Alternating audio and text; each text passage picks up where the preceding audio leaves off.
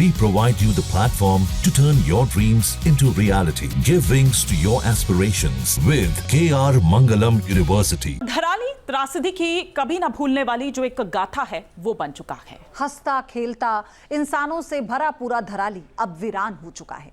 ये कैसा दुर्भाग्य है कि धराली में जो बच गए हैं वो आज उस मलबे के ऊपर खड़े हैं जिसके नीचे उनकी पूरी दुनिया जमींदोज हो चुकी है। बिल्कुल, और कुदरत की मार ऐसी पड़ी कि पहाड़ों के बीच बसा धराली मातम के रेगिस्तान में तब्दील हो चुका है। न्यूज नेशन की टीम ग्राउंड जीरो पर लगातार मौजूद है और दर्द बयां करते धराली के लोगों की मुश्किलों को साझा कर रहा है।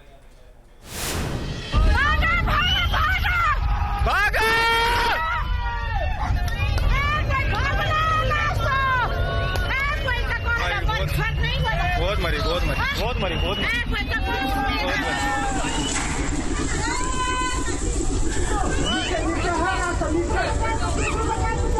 आराम से 5 अगस्त की जमीन में दफन सब क्या 14 सेकंड कुदरत की भयंकर मार, फिर मौत का मातम। कुछ नहीं बचा, कुछ नहीं बचा।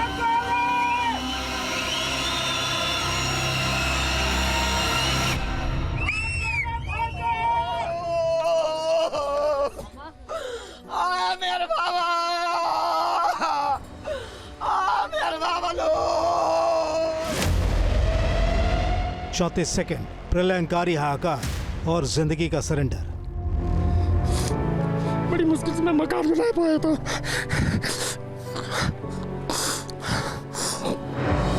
मेरे बच्चे सर नीचे ही, हम लोग किराए पे रहते नीचे। ये भी चला गया सर।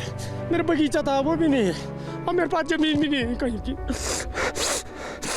जमीन कहीं नहीं है मेरे पास, मैं कहीं दूसरी जगह मकान बना पाऊँ। कयामत किसे कहते हैं? जल प्रलय क्या होता है? धराली में जो बचा उसने कुछ इस तरह इसे देखा, और जो नहीं बचा उसे लोग बस बेबस होकर देखते ही रह गए।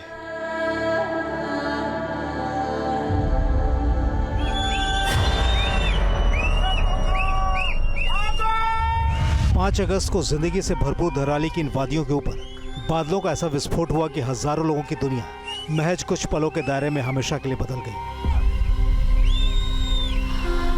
धराली में कुदरत ने ऐसा कहर ढाया कि अब इस रिहायशी इलाके में कलेजा चीर देने वाली चित्कार ही बाकी बची है।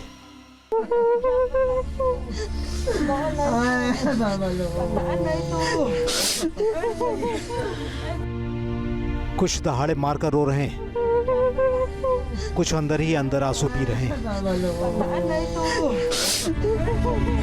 ये लोग वही हैं जिनकी जान बची लेकिन जिंदगी में अब कुछ भी नहीं बचा है।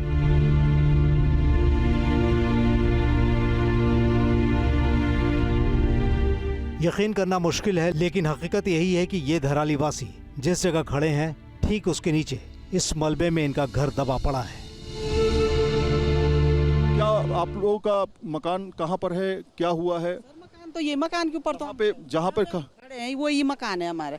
ये ऊपर मकान है, इसके नीचे मकान है। मकान थे ये तो इतना मलमा आया ऊपर से।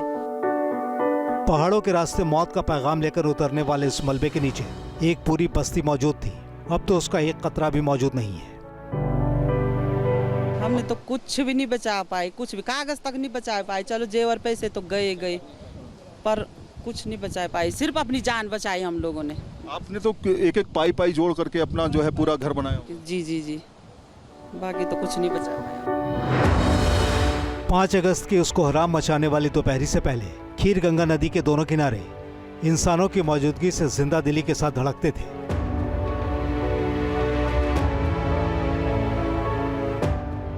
लेकिन अब वो मंजर जब भी जहन में आ रहा है रूह कांप जा रही है।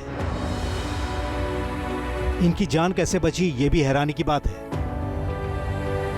पहाड़ी इलाके में किसी भी खतरे से अलर्ट करने वाले पुराने सीटी सिस्टम ने दरअसल इन्हें वक्त रहते बचा लिया। कैसे जान बचाई आप लोगों ने? जब ये त्रासदी आई कहाँ पर गए आप लोग? ऊपर गए सर हम ऊपर। अच्छा, तो कैसे पता चल पाया कि पीछे से वो आ रहा है, नाला आ रहा है? सर ये पार गांव नहीं है, वहाँ से लोगों ने चिल्लाए, सीटी मारी, तब जाके देखा कि भाई बाहर तो बचना मुश्किल है।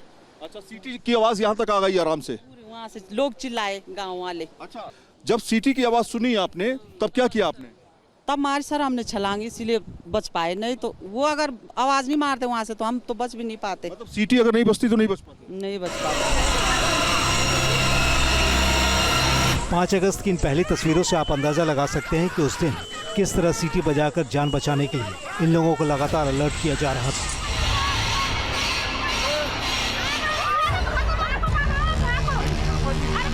साठ फीट के इस मलबे के नीचे कई जिंदगी भी रही होगी जो ये दिन देखने के लिए नहीं रही। धराली के वो लोग काल के गाल में असमय ही समा गए। धराली में दिन रात 24 घंटे सर्च ऑपरेशन चलाया जा रहा है। कड़ी मशक्कत के बाद रेस्क्यू टीम ने खीर गंगा की धारा को फिर से बांधने की कोशिश की है। एक पुल तैयार किया जा रहा है ताकि शवों की तलाश में कुछ मदद मिल सके। बाकायदा इस मेटल डिटेक्टर से जो है सर्च ऑपरेशन जो है, यहाँ पर आप देखिए ये एक मेटल डिटेक्टर है, इससे सर्च ऑपरेशन किया जा रहा है ताकि बॉडी से या फिर मेटल को जो है डिटेक्ट किया जा सके। जैसे कि यहाँ पर आप करके एक बार दिखाइए कैसे करते हैं इसको। यहाँ पर नीचे करके बाकायदा यहाँ पर देखिए इस तरह से सर्च किया जाता है इसके द्वारा, ताकि मेटल डिटेक्टर से सर्च किया जा सके। इसके अलावा अगर आप देखेंगे दूसरे रडार सिस्टम जो हैं वो भी यहाँ पर लाए गए हैं। ये एक रडार सिस्टम है जो कि यहाँ से बॉडीज़ को चेक करने का काम करता है। काफ़ी देर तक इन्होंने किया इसको और अलग अलग सेक्टर्स में चेक करते हैं और वहाँ पर अगर कुछ मिलता है तो बाकायदा वहाँ पर पॉइंट आउट कर देते हैं कि यहाँ पर कुछ है जो सिग्नल्स मिल रहे हैं। तो इस तरह से तमाम चीज़ें हो रही हैं। इंडियन आर्मी किस तरह से यहाँ पर काम कर रही है इस पर बातचीत करने के लिए हमारे साथ इस समय मौजूद हैं लेफ्टिनेंट कर्नल तीजू थॉमस, जो कि 14 राजपूताना राइफल से हैं। सबसे पहले तीजू, मैं जानना चाहता हूँ कि किस तरह से आप लोग यहाँ पर काम कर रहे हैं, अभी तक क्या क्या हो चुका है? आज जैसा कि आप जानते हैं आज रेस्क्यू ऑपरेशंस का 7वां दिन है। आज हम ट्रैक कंस्ट्रक्शन और एक टेम्परेरी फ्रूट ब्रिज बना रहे हैं जो गांव धराली, पुराने धराली को नए धराली से जोड़ रहा है। ये ब्रिज जो है हम गांव वालों की रिक्वेस्ट पे बना रहे हैं और ये दूसरा फुट ब्रिज है जो हम भागीरथी नदी के ऊपर आज बना रहे हैं। इस तरह से आप उसको बॉडीज को डिटेक्शन का काम कर रहे हैं कि अंदर अगर कुछ होता है तो वो उसको निकाला जा सकता है। बॉडीज को डिटेक्शन करने के 2 माध्यम अभी इस्तेमाल में किए जा रहे हैं। पहला माध्यम है जिसमें एनडीआरएफ और एसडीआरएफ के डॉग्स का इस्तेमाल हो रहा है, जैसे ही वो कोई सेंट पकड़ते हैं वो इंडिकेट करते हैं। दूसरा है हमने 2 टीम्स डिप्लॉय करी है आर्मी की, जिसमें एक टीम के पास ग्राउंड पेनिट्रेशन रडार है और दूसरी टीम के पास मेटल डिटेक्टर है। धराली में खीर गंगा ने धारा बदल ली है, लेकिन जिंदगी की धारा वापस कैसे लौटेगी और कब तक लौटेगी कहना बेहद ही मुश्किल है। तबाही के बाद जो हालात है उससे भिड़ना किसी जंग से कम नहीं। न्यूज नेशन की टीम ग्राउंड जीरो पर लगातार मौजूद है। न्यूज नेशन देश का पहला चैनल है जिसने इस सैलाबी तबाही के बीच यहाँ अपने कदम रखे थे और तब से लगातार धराली वासियों के साथ उनके दर्द को साझा कर रहा है।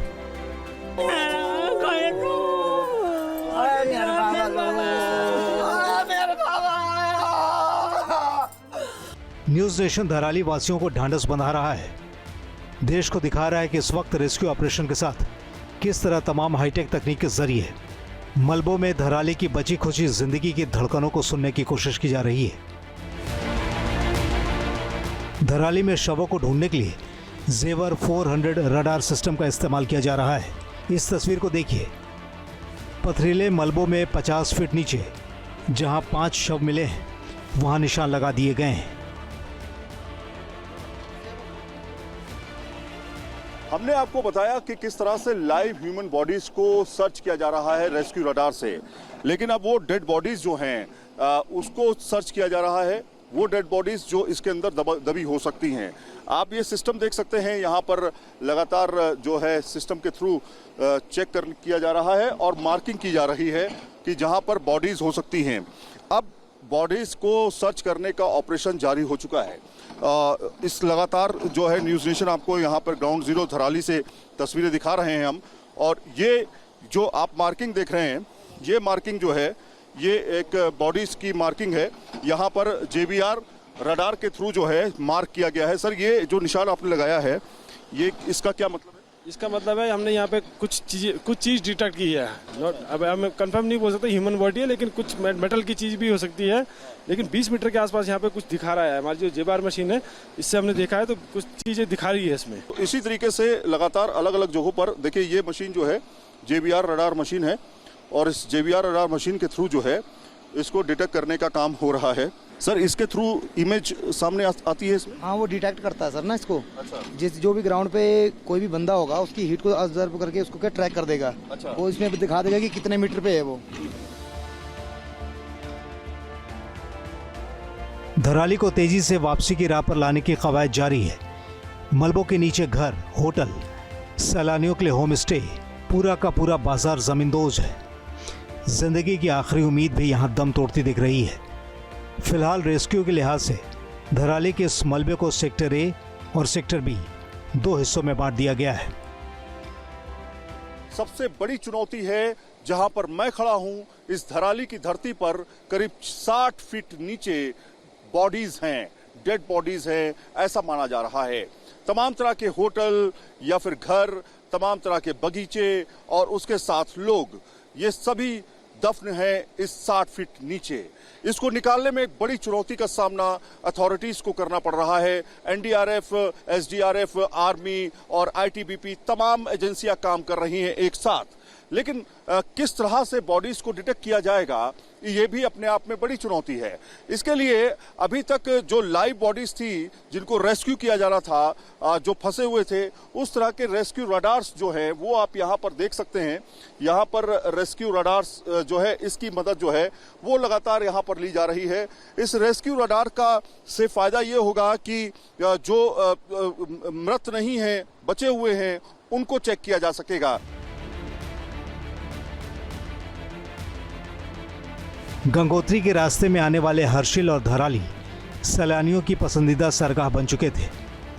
इस इलाके में सेब के बागानों की चमक बिखरी हुई थी, लेकिन बादल फाड़ तबाही ने इन बागानों को भी नहीं बख्शा। धराली और हर्षिल में 160 साल पहले साल 1860 में सेब का पहला पेड़ लगाया गया था। यहाँ 58 तरह की प्रजाति के सेब के बागान थे, लेकिन सब के सब तबाह हो गए। सेब के सैकड़ों किसानों को करोड़ों का नुकसान हुआ है।